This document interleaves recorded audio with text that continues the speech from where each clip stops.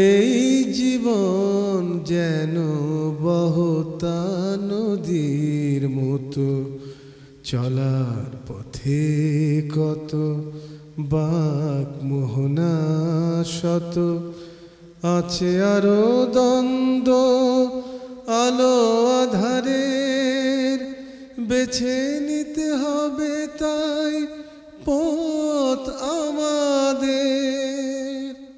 আসসালামু আলাইকুম প্রিয় দর্শক, আপনারা যারা দেশে আছেন প্রবাসে, সবাইকে জানাই অনেক অনেক প্রীতি ও শুভেচ্ছা। শুরু হলো অ্যান্টিবায় আয়োজিত এবং লাভেল নিবেদিত টক শো আলোকপাত।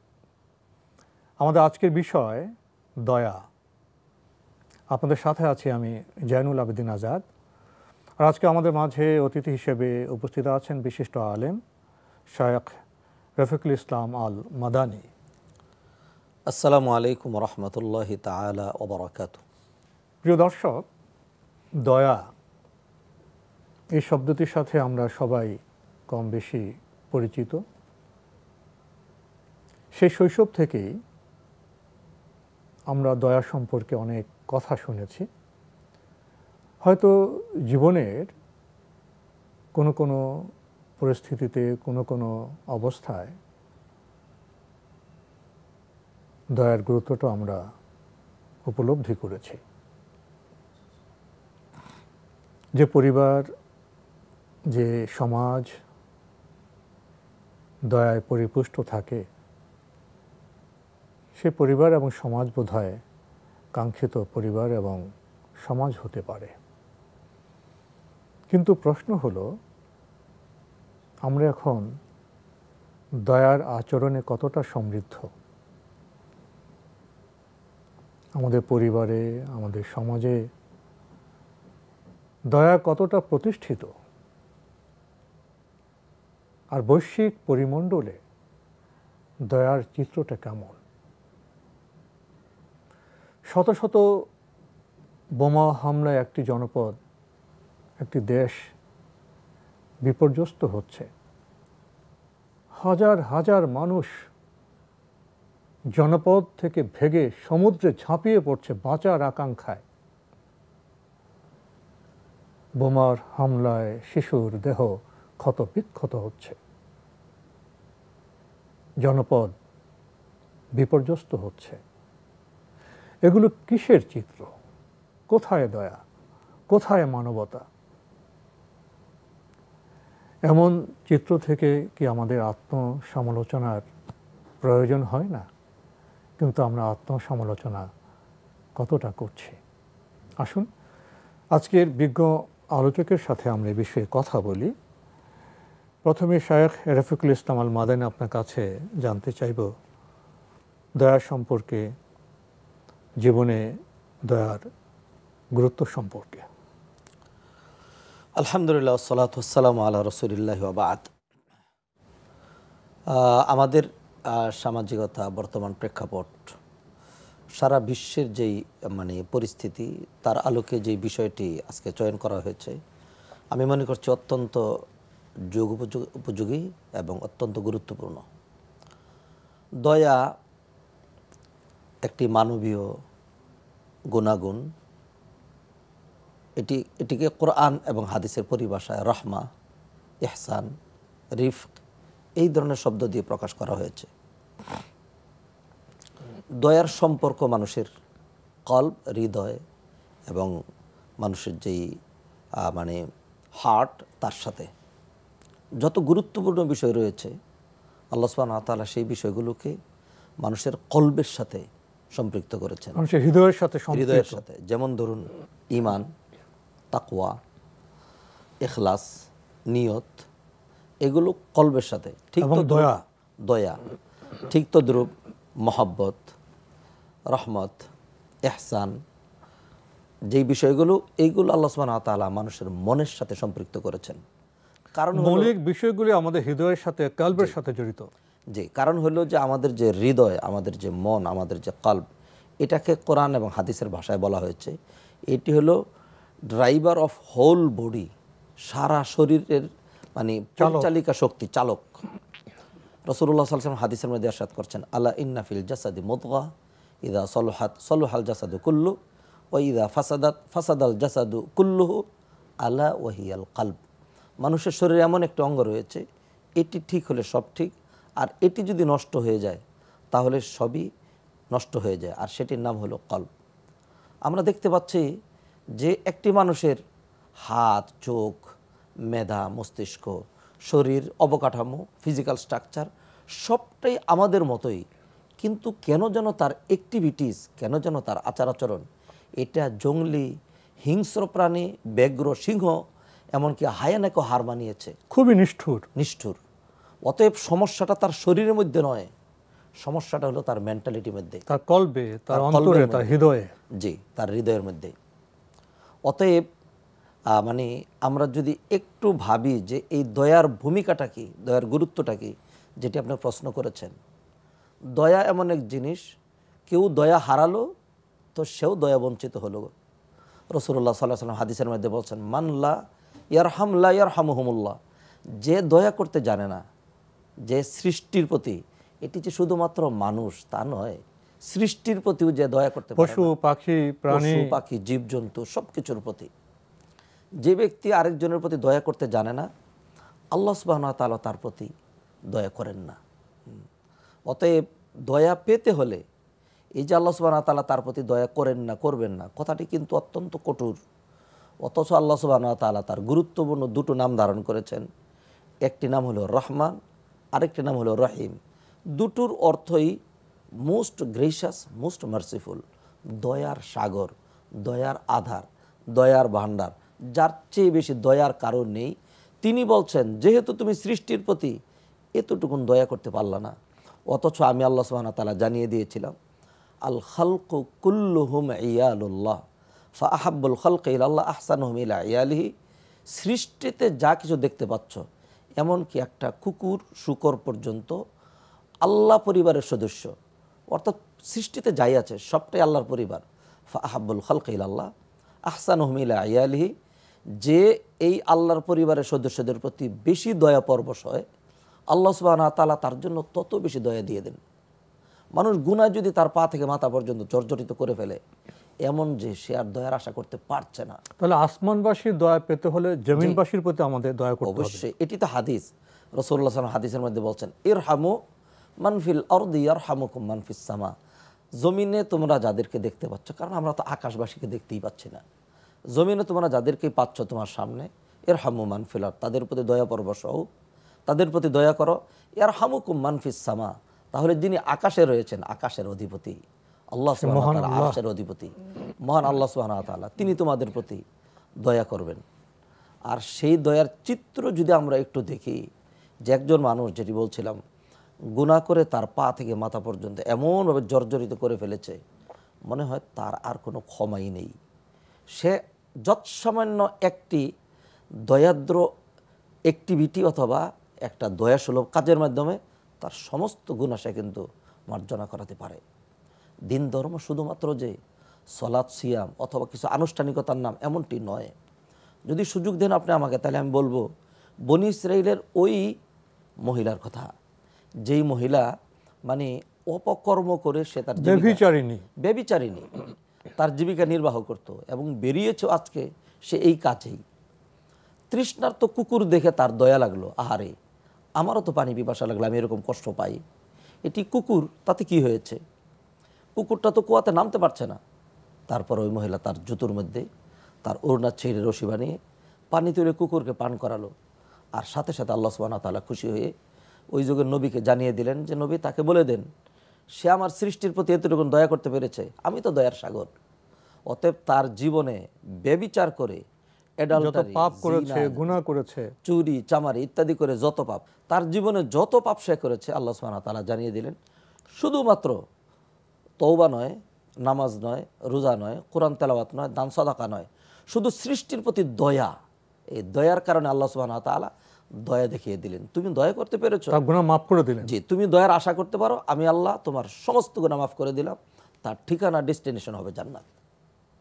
এই ঘটনার মাধ্যমে দয়ার বিষয়টি কতটা গুরুত্বপূর্ণ আমরা উপলব্ধি করলাম। আসলে কি আমরা উপলব্ধি করি? দয়া হলো পরিবারের শান্তি সমৃদ্ধি ভিত্তি। দয়া হলো সমাজের সৌভ্রাতৃত্ব, সমাজকে শান্তিপূর্ণভাবে প্রগতির পথে এগিয়ে নিয়ে যাওয়ার ভিত্তি। দয়া হলো বৈশ্বিক পরিমণ্ডলে যে আমরা মানবতার কথা বলি, আমাদের বিশ্ব শান্তির কথা বলি, তার ভিত্তি। আমরা তো সেভাবে বোধহয় বিষয়টা উপলব্ধি করি না। এই বিষয়ে আপনার কাছ থেকে আরও জানতে চাইব। আমাদের সমাজে আমরা সারা বিশ্বময় যে পাশবিকতা, মানুষের মধ্যে যে দয়াহীনতা আমরা দেখতে যে পাচ্ছি, নিষ্ঠুরতা দেখতে পাচ্ছি, এতে মনে হয় যে মানুষ এখন অনেক মানুষই ফিজিক্যাল স্ট্রাকচারাল দিক থেকে মানে অবয়বের দিক থেকে, গঠনের দিক থেকে মানুষ, কিন্তু তার যেই গুণাগুণ, তার যে বৈশিষ্ট্য, আসলে মানুষ তো তার বৈশিষ্ট্যের কারণেই মানুষ হয়। তার হৃদয়টা মানুষের মতো, হৃদয়টা মানুষ, তার কাল মানুষের মতো নেই। অতএব যাদের মধ্যে এই গুণাগুণগুলো থাকে না, তাদেরকে আল্লাহ সুবহানাহু ওয়া তাআলা যেমনিভাবে উলাইকা কাল আনআম, চতুষ্পদ জন্তুর মতো, বরং তার চেয়ে নিকৃষ্ট বলেছেন, মানুষও কিন্তু তাই বলে। আমরাও কিন্তু দেখা যায় আমাদের সমাজে একটা মানুষের যখন উল্টা পাল্টা আচরণ খেয়াল করি, তখন কিন্তু আমরা তাকে আনোয়ার না বলে জানোয়ার বলে ফেলি। কারণটা কিন্তু তার মানে তার 4টা পা নেই, তার লেজ নেই, তার এত বড় লম্বা মাথা নেই, এত বড় জিহ্বা কিন্তু তার নেই। তার সবই ঠিক আছে, শুধু আচার-আচরণ এবং তার কলবের কারণে। যেই ঘটনাটি আপনাকে আমি বলেছিলাম, সেটি থেকে তো আমরা একটা জিনিস বুঝলাম। ঠিক পাশাপাশি মানুষের এই জিনিসটাও জানা দরকার যে একটা মানুষের যদি সলাৎ, সিয়াম সব কিছুই ভালো থাকে, সব ঠিক আছে, শুধু তার কলবের ভিতরে দয়া নেই, তাহলে বুঝতে হবে যে এই ইবাদত কিন্তু তাকে নাজাত দিতে পারবে না। প্রাণহীন ইবাদত। রাসূলুল্লাহ সাল্লাল্লাহু আলাইহি সাল্লাম এক মহিলার কথা বলেছেন যে ইমরাতুন মানে হাবাসাত হিররাতান, সে একটা বিড়ালকে আটকে রেখেছিল, খেতেও দেয় নাই, ছেড়েও দেয় নাই। এই যে বিড়ালটার প্রতি সে মানে একটা নির্দয় আচরণ করেছে, বিড়ালটা মারা গিয়েছে। এরপরে আল্লাহ সুবহানাহু ওয়া তাআলা জানিয়ে দিয়েছেন যে এই তার এই পাশবিকতার কারণে তার জীবনের সকল ইবাদত বরবাদ করে দেওয়া হয়েছে এবং ঘোষণা করে দেওয়া হয়েছে মহিলার ঠিকানা হবে জাহান্নাম। জাহান্নাম, মানুষের ঠিকানা হবে দুজক, নিষ্ঠুর আচরণের কারণে। রাসূলুল্লাহ সাল্লাল্লাহু আলাইহি সাল্লাম এই যে বিশ্ব জয় করেছিলেন, এর যেই মানে মেইন যে বিষয়টি ছিল সেটি হলো রাহমা বা দয়া। কোরআনে আল্লাহ সুবহানাহু ওয়া তাআলা বলছেন, ওমা আরসালনাকা ইল্লা রাহমাতাল লিল আলামিন, জগৎবাসীর জন্য আপনাকে আমি করুণার আধার করে। শুধু মুসলমানদের জন্য নয়, শুধু মানব জাতির জন্য নয়, পশু পাখি প্রাণী জীব বৈচিত্র্য জগৎ মিলিয়ে যে বিশ্ব। অমুসলিমগুলো যখন তার দয়া, তার মায়া এগুলি দেখেছে, তখন তারা বলেছে যে যার এত দয়া, যার এত ক্ষমা, যার এত উদারতা, এটি কোনো সাধারণ মানুষ নয়। তারা আর অন্য কিছু বিবেচনা করে নেই, মুসলমান হয়ে গিয়েছে। অতএব সেই দয়া আমাদের প্রতিটি সেক্টরে থাকা উচিত। আজকে কিন্তু দয়া আমরা আমাদের সকল সেক্টর থেকে কেন যেন দূরে দেখতে পাচ্ছি। আল্লাহ সুবহানাহু ওয়া তাআলা দয়ার উপরে মানে পিতা পুত্র, মা সন্তান তাদের সম্পর্ক কায়েম করেছেন। দয়ার উপরে আল্লাহ সুবহানাহু ওয়া তাআলা স্বামী স্ত্রী তাদের বন্ধনকে অটুট করেছেন। দয়ার উপরে আল্লাহ সুবহানাহু ওয়া তাআলা সমাজ রাষ্ট্র ব্যবস্থাটাকে সাজিয়েছেন। দয়ার উপরে আল্লাহ সুবহানাহু ওয়া তাআলা বিশ্ব মানবতাকে একজনকে আরেকজনের সাথে জুড়ে দিয়েছেন। আল্লাহ সুবহানাহু ওয়া তাআলা কোরআনে কারিমে ইরশাদ করছেন, ওয়াখফিদ লাহুমা জানাহা যুল্লি মিনার রাহমা, তোমাদের বৃদ্ধ পিতামাতার প্রতি তোমরা তোমাদের দয়ার ডানা বিছিয়ে দেবে। রাসূলুল্লাহ সাল্লাল্লাহু আলাইহি সাল্লাম মূলনীতি দিলেন, মাল্লাম ইয়ারহাম সাগীরানা, যে ছোটোর প্রতি দয়া পরবশ হয় না, বড়কে শ্রদ্ধা করে না, তার ইবাদত দিয়ে কাজ হবে না, সে আমার দলভুক্ত নয়। কোরআনে কারিম আল্লাহ সুবহানাহু ওয়া তাআলা আরো বলছেন, ওয়ামিন আয়াতিহি আন খালাকা লাকুম মিন আনফুসিকুম আজওয়াজান লিতাসকুনু ইলাইহা ওয়া জাআলা বাইনাকুম মাওয়াদ্দাতান ওয়া রাহমা। আল্লাহকে চেনার অন্যতম নিদর্শন, আল্লাহ সুবহানাহু ওয়া তাআলা তোমাদের শান্তির ব্যবস্থা করেছেন, তোমাদের মধ্য থেকে তোমাদের জোড়া সৃষ্টি করে, আর তোমাদের মধ্যে যে বন্ধন, সেই বন্ধনটি হলো ভালোবাসা এবং দয়াদ্রতার দুটো বন্ধনের নাম। এই বন্ধনের উপর ভিত্তি করেই কিন্তু আজকের পরিবার গঠন, সমাজ, সোসাইটি এগুলি সামনে এগিয়ে যাচ্ছে। যখন এই দয়াটা হারিয়ে যাবে, মানুষের কলবে যখন দয়া থাকবে না, তখন মানুষ যেরকম বন জঙ্গল থেকে দূরে থাকে, কারণ হলো বন জঙ্গলের যে হিংস্র প্রাণীগুলো, তারা এগুলি বুঝে না, যদি সুযোগ পায় তাহলে হায়েনার মতো ঝাঁপিয়ে পড়বে মানবতার উপরে, হিংস্র আচরণ করবে। তো আজকের সমাজের মানুষ যারা রয়েছে, তাদের মধ্যে যদি এই দয়াটা না থাকে, আর দয়াটা কখন থাকে না সেইটা বলা দরকার।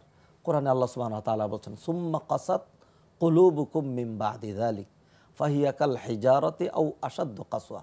মানুষ যখন আল্লাহকে ভুলে যায়, মানুষ যখন দিনদারি ছেড়ে দেয়, মানুষ যখন জান্নাত জাহান্নাম তার যে লাস্ট ডেস্টিনেশন এটা যখন মানুষ বিস্তৃত হয়ে যায়, তখন তার মধ্যে থেকে দয়া হারিয়ে যায়, তখন তার কলবটা কাসাত কুলুবুকুম, কলবটা পাষাণ হয়ে যায়, সেটা ফাহিয়া কাল হিজারা, পাথরের মতো।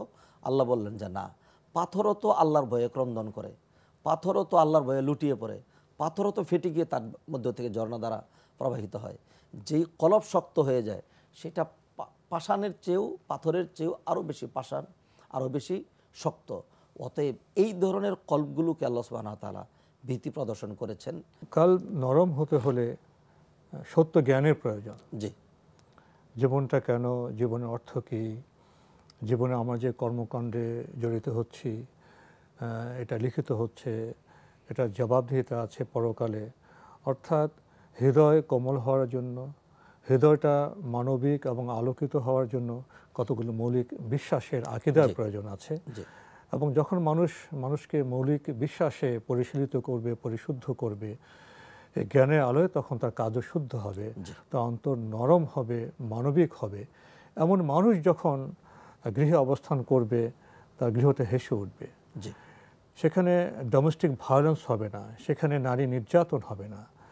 এমন অন্তঃকরণের যুবক যখন কলেজ বিশ্ববিদ্যালয়ে পড়বে, তার আচরণে কলেজ বিশ্ববিদ্যালয় আলোকিত হবে, সেখানে আনন্দের বন্যা বইবে, কর্মচাঞ্চল্য দেখা যাবে, সেখানে মারামারি হবে না, সেখানে হত্যার ঘটনা ঘটবে না। এবং এমন সুন্দর অন্তঃকরণের কোমল হৃদয়ের মানুষ যখন, দয়ার্দ্র মানুষ যখন রাজনীতিতে, ব্যবসায় জড়িত হবে, রাজনীতি জনকল্যাণে উদ্ভাসিত হবে, ব্যবসায়ীদের জনকল্যাণমূলক কাজে যারা ক্রেতা, যারা সাধারণ মানুষ, তারা আনন্দিত হবে। এবং একই সত্যবোধে বৈশ্বিক পরিমণ্ডলও এখন তো দুর্বল রাষ্ট্রগুলো ক্ষমতাবান নিষ্ঠুর শাসকদের কারণে তারা নির্যাতিত হচ্ছে, তারা মজলুম হচ্ছে, এবং এর ফলাফল কিন্তু পৃথিবীতে শান্তি নেমে আসছে না। যতই আমরা শান্তির কথা বলি, নেতাদের অন্তর যদি আপনার কঠিন হয়, নেতাদের অন্তর যদি সঠিক জ্ঞানে আলোক উজ্জ্বল না হয়, তাদের বড় বড় সিদ্ধান্তে বড় বড় বিপর্যয় পৃথিবীতে নেমে আসতে পারে। সে বিষয়টা বোধহয় আমরা লক্ষ্য করছি। আরেকটি বিষয়ে আমরা অনুষ্ঠানে একবার শেষে চলে এসেছি, এই দয়ার সাথে ক্ষমার বিষয়টা কতটা প্রাসঙ্গিক। দয়া এবং ক্ষমা এই দুটোই কিন্তু মানুষের মানে যেই বৈশিষ্ট্য, গুণাগুণ এবং যেটি মানুষের অন্তরের সাথে, হৃদয়ের সাথে সম্পৃক্ত, এটি একটি আরেকটির সাথে অঙ্গাঙ্গভাবে জড়িত। যেখানে দয়া আছে সেখানে ক্ষমা থাকবে, আর ক্ষমা দয়া একটি আরেকটির সাথে। যেখানে ক্ষমা নেই সেখানে দয়া, সেখানে দয়া নেই। দয়ার অপর পিঠে রয়েছে ক্ষমা। জি, আসলে আমরা যদি আল্লাহর ক্ষমা পেতে চাই, তাহলে আমাদের চারপাশের যে সমাজ, মানুষ আছে, সেখানেও আমাদের ক্ষমার বোধহয় উদাহরণ সৃষ্টি করতে হবে। গৃহের যে অসহায় গৃহকর্মী, তার সাথে আমরা কতটা দয়া করি। অফিস আদালতে যারা ঊর্ধ্বতন চেয়ারে বসে আছি, তারা নিচের যারা স্টাফ আছে তাদের সাথে কতটা দয়ার আচরণ করছি। যারা সম্পদশালী আছেন তারা দরিদ্রদের প্রতি কতটা দয়ার আচরণ করছি। যারা বৈশ্বিক পরিমণ্ডলে বিশ্বকে পরিচালনা করছেন, তারা গরিব রাষ্ট্রগুলোর প্রতি কতটা দায়িত্ব পালন করছি। তারাই তো পরিবেশ দূষণের ক্ষেত্রে বড় দায়ী। কিন্তু যারা পরিবেশ দূষণ দ্বারা যে ক্ষুদ্র দরিদ্র রাষ্ট্রগুলো ক্ষতিগ্রস্ত হচ্ছে, তাদের প্রতি সেই বড় রাষ্ট্রগুলো, শিল্পোন্নত দেশগুলো কতটা দয়ার হাত প্রসারিত করছে, এসব প্রশ্ন তো বোধহয় জেগেই আছে অনেক। দেখুন, রাসূলুল্লাহ সাল্লাল্লাহু আলাইহি ওয়াসাল্লাম যখন দুনিয়া থেকে চলে যাচ্ছিলেন, তখন তিনি তার অন্তিম মুহূর্তে যেই বিষয়গুলোকে বেশি গুরুত্ব দিয়েছিলেন, তার মধ্যে দয়ার বিষয়টি রয়েছে। রাসূলুল্লাহ সাল্লাল্লাহু আলাইহি ওয়াসাল্লাম বললেন, আসসালাত আসসালাত ওয়ামা মালাকাত আইমানুকুম, তোমরা সলাৎ ছেড়ে দিও না, আর তোমাদের অধীনে যারা রয়েছে, আপনি গৃহের বৃত্তের কথাই বলেন, আর অধীনস্থ চাকর বাকরের কথাই বলেন, অথবা প্রজাদের কথাই বলেন, অথবা যারা ক্ষমতাশালী তাদের অধীনস্থ যারা রয়েছে, এদের কথা নবীজি সাল্লাল্লাহু আলাইহি ওয়াসাল্লাম স্মরণ করে দিলেন। মৃত্যুর আগে এই গুরুত্বপূর্ণ কথা বলে গেলেন, দয়ার কথা, ক্ষমার কথা। সেই বার্তা নিয়ে আমরা আজকের অনুষ্ঠান শেষ করতে চাচ্ছি। শাইখ রফিকুল ইসলাম আল মাদানী, আপনি কষ্ট করে আমাদের স্টুডিওতে এসেছেন, সময় দিয়েছেন, সেজন্য আপনাকে অনেক ধন্যবাদ। আপনাকে ধন্যবাদ। ধন্যবাদ এনটিভি পরিবার এবং সকল দর্শককে। প্রিয় দর্শক, আমরা দেখছিলাম এনটিভি আয়োজিত এবং লাভেলু নিবেদিত টক শো আলোকপাত। আমাদের আজকের বিষয় ছিল দয়া। আমাদের এই অনুষ্ঠান আপনারা এনটিভি অনলাইনেও দেখতে পারবেন, ভিজিট করুন www.ntvbd.com। এছাড়া ইউটিউবে এবং আমাদের ভেরিফাইড ফেসবুক পেজেও অনুষ্ঠান দেখতে পারবেন। প্রিয় দর্শক, আজকে আমরা দয়া এই শব্দটি নিয়ে কিছুটা কথা বলার চেষ্টা করেছি। আমরা কি উপলব্ধি করব না এই দয়ার ভিত্তির উপরেই সুন্দর পরিবার গঠিত হতে পারে, সমাজ কাঙ্ক্ষিত হতে পারে, বিশ্ব ব্যবস্থা দয়ার ভিত্তিতে পরিচালিত হলে আমরা মানবিক বিশ্ব পেতে পারি। আসুন না এমন একটি শব্দ নিয়ে আমরা ভাবি, তার আলোয় আমরা আলোকিত হই। প্রিয় দর্শক, মহান আল্লাহ আমাদের সবাইকে নিরাপদে রাখুন, রাখুন শান্তিতে। আসসালামু আলাইকুম। চলার পথে কত বাক মোহনা শত, আছে আরো দ্বন্দ্ব আলো আধারের, বেছে নিতে হবে তাই পথ